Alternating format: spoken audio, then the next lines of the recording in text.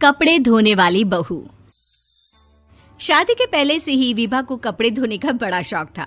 कभी नल के नीचे तो कभी तालाब के पास। अरे मेरी नीली वाली लुंगी नहीं दिख रही है। विभा की अम्मा, कहाँ रखी है लुंगी? अरे वो तो विभा ने परसों ही धोकर रखी थी आपकी अलमारी में, देखो वहीं होगी। वो ना मैंने आज धो दी, मुझे लगा कि गंदी हो गई होगी। अरे कैसे गंदी हो गई थी? उसे तो मैंने पहना भी नहीं। हे भगवान, इस लड़की के कपड़े धोने की आदत से परेशान हो गया हूँ मैं।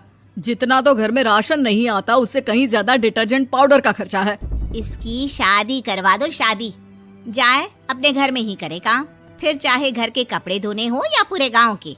हाँ ठीक बोल रही हो, देखता हूँ मैं कोई लड़का। वो दिन भी आ जाता है जब विभा को देखने लड़के वाले आ जाते हैं। लड़की मुझे अच्छी लगी। होने वाली सास कहती है, बेटी अगर कुछ पूछना है तो पूछ लो। वैसे तो हमारी लड़की बहुत ही शर्मीली है, जो बोल दो वो मान लेती है, इसे क्या पूछना होगा। अरे कैसी बात कर रही हो माँ, मुझे इन लोगों के घर रहना है, सवाल तो कई है। हाँ हाँ बेटा, पूछ लो ना, क्या पूछना है। आप लोगों के घर कपड़े कौन धोता है? सास का मुंह बन जाता है। देखो, अगर तुम ये कहना चाहती हो कि तुम्हें कपड़े धोने नहीं आते तो सुन लो, कपड़े मैं ही धोती हूँ, लेकिन तुम्हारे आ जाने के बाद मैं रुमाल तक नहीं धोऊंगी। अरे चुप रहना भाग्यवान, बहू बेचारी घर आई नहीं, उसे डराना शुरू कर दिया। वो क्या है ना बिटिया, अभी तक तो ये कल्लू की माँ ही धोती थी, लेकिन अब तुम्हारे पापा तो दहेज में वॉशिंग मशीन देंगे ही। तभी विभा की माँ बोल पड़ती है, सवाल भी पूछा तो क्या। वैसे भाई साहब, मशीन की तो फिर भी कपड़े धोने की कैपेसिटी होती है। मतलब जो बिटिया दे रहे हैं ना विभा, इसे कपड़े धोने का बहुत शौक है। ये आप लोगों के क्या, आस पड़ोस गांव मोहल्ले सबके कपड़े धो दे और उफ तक ना करे। बाहर देखा नहीं आपने कितने कपड़े सूख रहे हैं?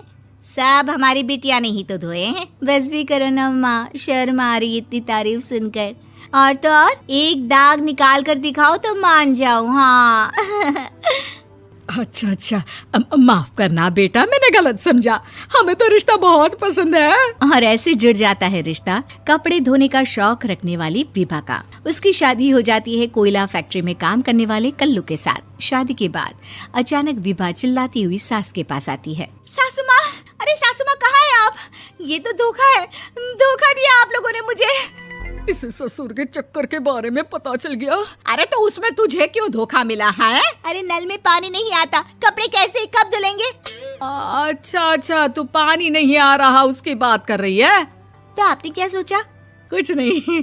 अच्छा, तेरी माँ ने कहा था कि कपड़े धोने का शौक है तुझे, याद आया मुझे। शौक बोलकर कपड़े धोने वाले मेरे जुनून को कम ना आके सासू माँ, कपड़ा धोना मेरा गुरूर है। तभी पति भी वहाँ आ जाता है। अभी मैंने इसे सनी देओल की फिल्म दिखाई है, उसी के डायलॉग मार रही है माँ। अच्छा सुन, साफ बता रही हूँ, पानी सुबह 4 से 6 और शाम को 10 से 12 आता है, समझी? विभा टाइमिंग सुनकर हैरान हो जाती है। ये क्या भूतों का मोहल्ला है? सुबह 4 बजे उठकर कौन कपड़े धोता है? 4 बजे टंकी में पानी जाता है, फिर सारा दिन धोना ना, किसने मना किया? अरे कैसी बात कर रही हैं? 200 लीटर की टंकी में कितने कपड़े धो लूंगी मैं? सुबह ही उठ जाऊंगी मैं। अब क्या था, विभा सुबह 4 से लेकर रात के 12 बजे तक कपड़े ही धोती रहती। एक रोज सास पड़ोस से निकलकर कहीं जा रही होती है कि साथ वाली कहती है, हाँ कल्लू की माँ, जरा ये बताओ कि 2 साड़ी है, 2 ब्लाउज और एक पेटीकोट और एक नाड़े वाला लंबा कच्छा। हाँ तो? अरे तो क्या, कितना लोगी धुलाई ये बताओ। धोबन दिख रहे हैं हम क्या?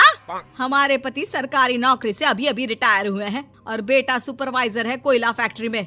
धोबन समझ रखा है हमें। हाय रे कल्लू की अम्मा, माफ कर दो, वो तो मोहल्ले में यही सब बता रहे थे कि तुमने बहू को कपड़ा धुलवाने के काम में लगा दिया है। सास को पड़ोसन की बात सुनकर गुस्सा आ जाता है। वो घर पहुंचती है जहां घर के बाहर ही इतने सारे कपड़े सूख रहे होते हैं जितने कि किसी धोबन के घर पर। अरे ओ कल्लू की दुल्हन, बाहर निकल। माँ जी यहीं आ जाओ, बाथरूम में चादर धो रहे हैं हम। अरे अभी हम धोते हैं, तुमको बाहर निकलो। ये आस पड़ोस वाले बोल रहे हैं कि हम बहू से कपड़े धुलवा कर उसे कपड़ा धोने वाली बना दिए हैं। अरे छोड़ो ना माँ जी, किन लोगों की बातों में आती हो?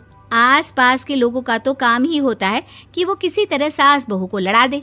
बहू सारे घर के कपड़े धोती है, ये क्या कम है? बोलिए। सास को भी लग जाता है कि वो बहू का ये सनकीपन नहीं छुड़वा सकती, इससे अच्छा है कि खुद ही चुप हो जाए।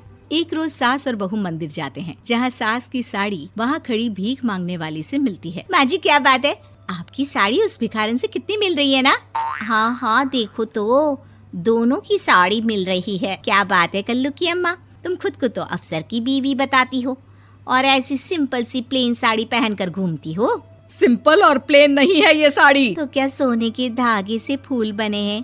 कुछ भी सासू माँ, कुछ भी। हाँ बने थे इस साड़ी में सोने के धागे से फूल। मेरे पति लेकर आए थे मद्रास से स्पेशली मेरे लिए 10,000 की।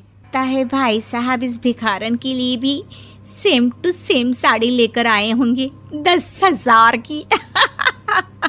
सास उस वक्त तो कुछ नहीं कहती, लेकिन बहू के साथ घर आती है और अलमारी से एल्बम निकाल कर लाती है। ये साड़ी देख रही है, ये वही साड़ी है जिसे मैंने अभी पहना था। इस साड़ी में ये जो चमकदार फूल दिख रहे हैं ना, ये सोने के धागों से काढ़े गए हैं। लेकिन तू लोकल वॉशिंग मशीन ब्रश से घिस घिस कर सारे फूलों को निकाल कर साड़ी प्लेन कर दी। मुझे माफ कर दीजिए सासू माँ। और तो और, जब मैंने तुझे तेरी गलती के लिए कुछ नहीं कहा, लेकिन तूने तो सबके सामने मेरा मजाक ही बना दिया। क्यों? बहू को समझ में आ जाता है कि अब से उसका कपड़े धोना बंद।